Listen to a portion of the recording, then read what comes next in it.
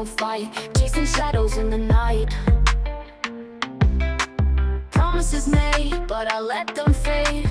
Caught in the cycle, I'm feeling betrayed. Round and round, I'm losing ground. Trying to break free, but I can't see. These negative patterns are haunting me. Nights turn to days, I'm losing my way. Thought I found peace, but it's led me astray. Chasing the high, but it only brings pain. The more I run, the less I gain. Hey everybody, hey, and welcome to another session of Tarka Said Again. And today we have with us in the studio Mr. DeQuan Jones. And he is a professional basketball player. He's going to share with you his story. And of course, we can't forget to tie it in to my book, Addictive Patterns. We're going to turn it over to him, but I will say he played for the University of Miami. All right, sir, how are you? I'm doing well. Thank you for having me. Thank you for hopping on, taking the time out of your busy schedule. And if you can just elaborate on your journey as a professional basketball player. It'll be hard to just condense. Some highlights. Right. I'm DeQuan Jones. I grew up in Stone Mountain, Georgia. Okay. You know, I took the quintessential path to play professional basketball. I was ranked later on in life. I was what some would call a late bloomer, so to speak. But, I graduated a 5-star, thankfully, out of Wheeler High School in Marietta, Georgia, which we're known for producing cream of the crop basketball. Yeah, I heard that. And you was putting up 15 to 16 points a game. I was in the 20s, but, Oh, close. okay, my bad. Sorry. But I come from a loving home, mom, dad. I have a little brother, and I'm just a humble guy. I just play basketball. My hobbies include anything outdoors, fishing, hunting, anything firearm related. That's kind of my second passion. And I just so happen to play basketball. Okay. I have a wife, Allison Jones. We've been married for 11 years, been together for 17. Nice. That's a blessing. Yes, I have 2 children, Harper Jones, she's 6, my baby girl, and my son is Jackson Jones. He's 3 years old. So just a family man that likes to play basketball and be outside. Wonderful. It is always good to hear when you have athletes that consider themselves to be a family man or a family guy, taking care of the home as well as taking care of whatever that's necessary to bring the bread into the household. So just in thinking about that with your journey, you started in the NBA here for us in Orlando with the Orlando Magic. I went, like I said, a late bloomer. Went undrafted, got invited to Summer League, earned a spot in training camp, and from training camp, earned a permanent, spot on the roster. So, I just a product of my hard work, a product of ambition, just relentlessness. And, it's probably one of the bright spots, aside from my marriage and the birth of my kids, probably the bright spot of my life. I like that because a lot of times, just as individual, no matter what it is, a lot of times when you say late bloomer, people automatically assume that it's impossible, to make it happen. And just from me being in this position and doing different interviews with some of the top athletes, that's been their story. They were late bloomers, or they weren't American this player, or what you would consider number one on the team. But later on in life, things turned around for them. They still got the opportunity to make themselves known with their talents and their skill set. Yes, man. And now that you mention it, I think I'm selling myself short a little bit because Okay. I was an All-American. You know what I mean? I was a five. Oh, But I think it hails in comparison though when I look at a lot of those guys that are like were in my class that graduated with me. Like a lot of those guys didn't have long careers. Like I'm in year 15 Still playing at a Nice. high level. Like I just won a championship. I just won the league in the UAE last year, averaging 20 something. Like I'm still playing at a high level. And I think that's been the biggest thing. Like now I look back and I'm like, bro, I've played 15 years like professionally. And it Hmm. goes that age old saying that like it's not about how good you do, it's about how long you do good. And I just Okay. have been fortunate with the gift of longevity. Right, right. That's what it sounds like. Can you tell us, because you mentioned being in the UAE, correct, Mhm. Lean? Yes. So can you tell us about like where you are at this time for training camp? I'm currently in Cairo, Egypt. I'm playing in the Kuwaiti Basketball League in Kuwait this season. When you play overseas sometimes, and I guess not even overseas is applicable to life, like you look around and you like I can look out my hotel room right now and like see the pyramids of Giza. And it's almost surreal that this basketball has taken me so far around the world, Yes, gifted yes. me the relationships and the experiences that it has. So, I'm just blessed and I'm thankful. And that's what I was going to ask too, because you say Egypt, like what were Mhm. some structural or some landmarks, and like you said, pyramid, because when you say Egypt, automatically what I know as far as Egypt is Moses and the children of Israel in the Bible, right? Yeah, So, absolutely. you painting that picture and being able to look out your hotel window and see these pyramids, the things that we've read about only for me, because I've never visited this place. Hmm. So, yeah, that's big. Yeah. And it's so funny, even, my daughter, she's lived in three different countries. She's lived in Italy when she was a baby, Japan. I spent 4 years in Japan. And recently the UAE, and they'll have like show and tell at her school this year, Hmm. and she'll bring like monogram chopsticks, and she's like, "Oh yeah, Wow. like I was gifted these from my teacher when I lived in Japan." And it's like the kids are like blown away, and Right, she right. don't even believe her, and she's like, "No, Daddy, tell them like we lived in Japan." Tell them. It's just surreal, or they'll learn about something like a landmark. And I think my daughter has a picture on with the leaning Tower of Pisa, and like she can reference that, and she's like, "Oh yeah, like I've been there." So like again, it's just cool. It's cool to experience.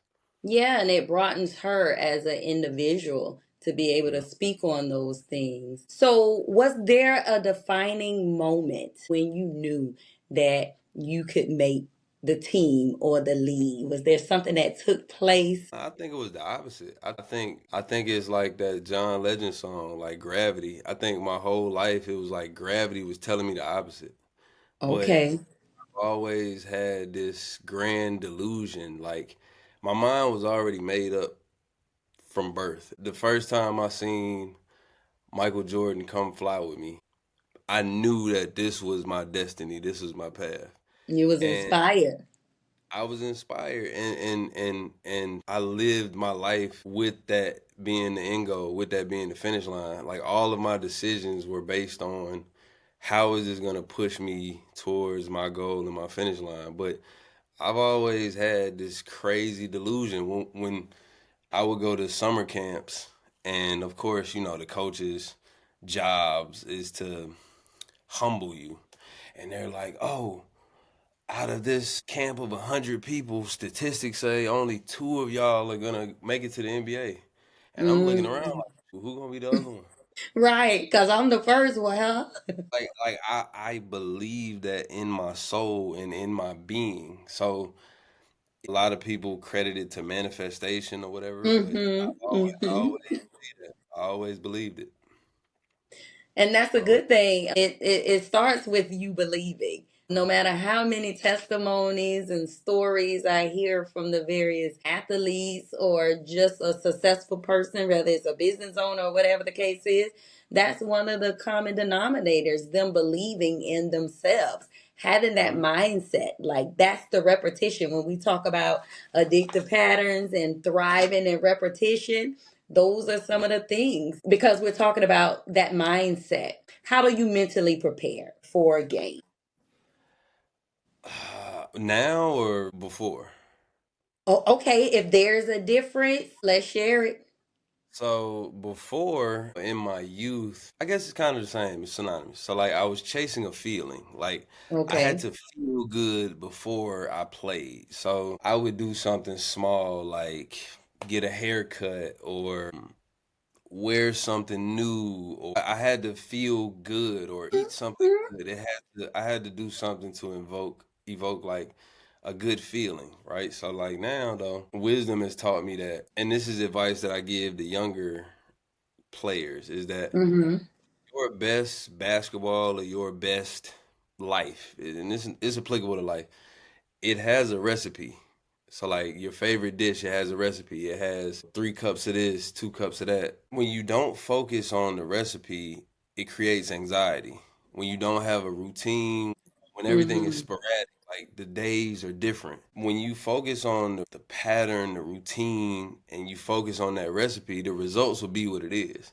So that fear and that anxiety is no longer there because this is what you've always done.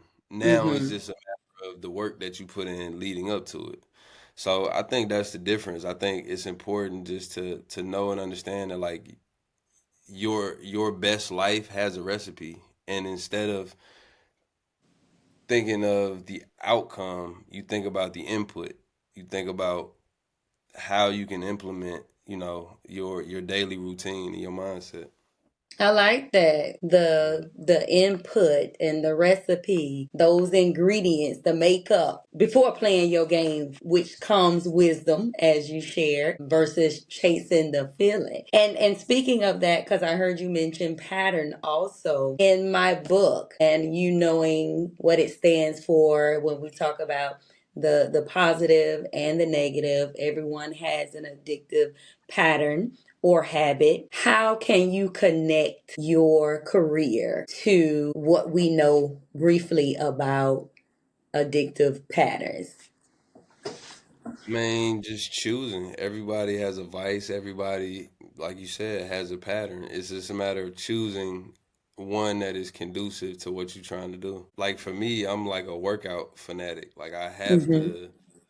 I have to lift weights. If I don't lift weights, like it's cheaper than therapy to me. Like Hmm. I the quote, and it's probably a very toxic quote, but I always say like you just lift weights until you're not sad no more, or until you're not mad no more. So I think just choosing something addictive that is conducive to what you're trying to do, because being a health nut is advantageous in my in the work. So, and speaking of that, give me a little bit more input or elaborate a little bit more and connect it to this addictive pattern. As we mentioned, you gave me some information as far as what took place with you in your younger years, because you did talk about wisdom, right? And how we do things a little bit different now. You get older and you become wiser. You found yourself in a situation, if you don't mind sharing that. Yeah, so my senior year, I was accused of taking money from a booster. I was suspended for, I guess, for the foreseeable future. It like didn't even have a deadline. I was suspended indefinitely. So I got Okay. an attorney and I fought. The NCAA, and I was, I guess, acquitted. Like no evidence was found against me, and I was reinstated. But I think, one, I sat out 10 games of my senior year, which, Mm, that leads into that's momentum lost going yeah. into a long season. And at the time I was still on the draft board, so like of course not playing in those games, assassination of character, that caused me to slide down in the draft and everything else. But I think that was a pivotal moment for me in my development as like a man and as a person, because I remember how it made me feel to be wrapped up in a national like scandal to the extent that Yes. it was. Like all eyes were on me. And this was like when social media and Twitter was like just getting started. And I'm walking around campus and people are looking at me. People have preconceived notions of who I am Right. as a person and all that other stuff. You know, at 21 years old, you know, in hindsight, like that's a lot to deal with. And I remember being in my room, like I didn't come out of my dorm for like 2 days.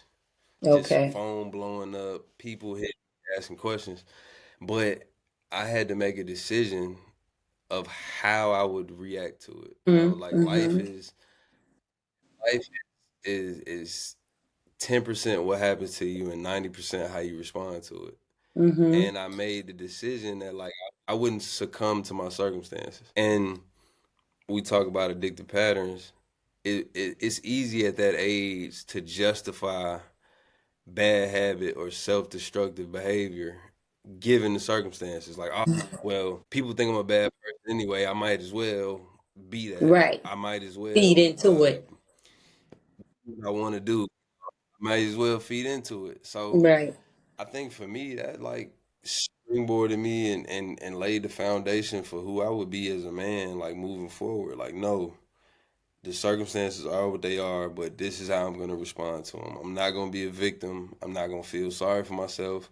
I'm not going to place the blame on anyone else. This is Mm-hmm. how I'm going to respond. And I think that from a spiritual aspect, like I was blessed for that. I was blessed the next year. I mean, hard work and dedication went into it as well. I feel like I reaped the benefits of that. I reaped the rewards for that having that Right. mindset. And the fact that you recovered from it, you got out of, I like to say, that burial state. Because you could have very well been condemned about it. You could have responded in a negative manner. So many different things you could have done. But however, I'm sure Mm-hmm. you used it as motivation to continue on. And the fact that you took a moment to pause. You said you stayed in the room for 2 days. I'm sure to gather your thoughts, like you said, to see how you was gonna respond to it. Just a brief, even though we're talking about sports, but that's how my book was birthed.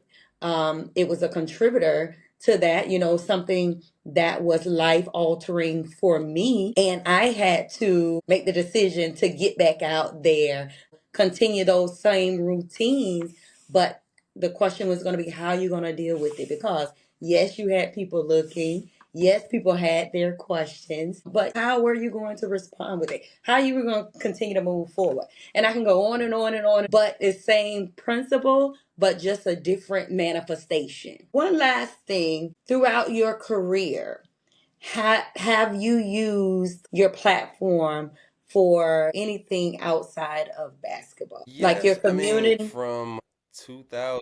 Yes, ma'am. From 2000 and I want to say 13 through 2017, 18, I had my Mm-hmm. own foundation, the Jet Jones Foundation, and we were federally recognized as a nonprofit organization. And we did community initiatives. We did community cleanups around my neighborhood that I grew up in and the neighboring parks and communities. We volunteered at the Atlanta Community Food Bank. We donated time and books to Books for Africa. We did back to school drives. We had multiple back to school drives where we raised thousands of pounds of school supplies for underprivileged kids and Title One schools. We had a scholarship fund where we provided books for first year students from Stone Mountain High School and Okay. neighboring high schools in the county. Mm-hmm. So giving back and philanthropy has always been my passion. And my foundation was a way to give back outside of basketball. You know, Right. no knock against people and how they choose to give their time, but I also recognize that there needs to be an emphasis on supporting students from the educational aspect, not just the athletic. So that was kind of my Right. way of giving back to my community. I like that. Promoting more student athletes versus just the athlete. Yes, ma'am. Give me your final words for the aspiring athlete.